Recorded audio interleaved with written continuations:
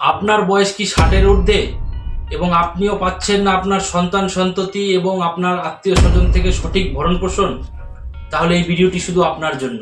ভারতবর্ষে পিতা মাতা এবং প্রবীণ নাগরিক রক্ষণাবেক্ষণ এবং কল্যাণমূলক আইন 2007 সালে পাশ হয়েছে, যেটাকে ইংরেজিতে বলা হয় maintenance and welfare of parents and senior citizenship act 2007।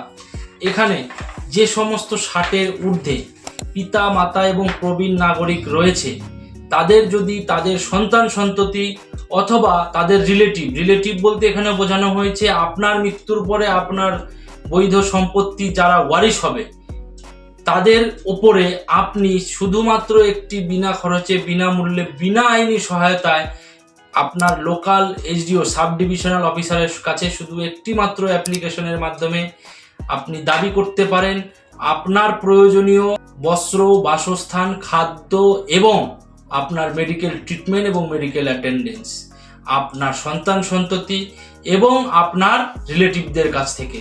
শুধু এই নয়, সাথে আপনি আপনার ভরণ পোষণের জন্য মাসিক কিছু টাকাও আপনি দাবি করতে পারেন এই ট্রাইব্যুনালের কাছে। ধন্যবাদ।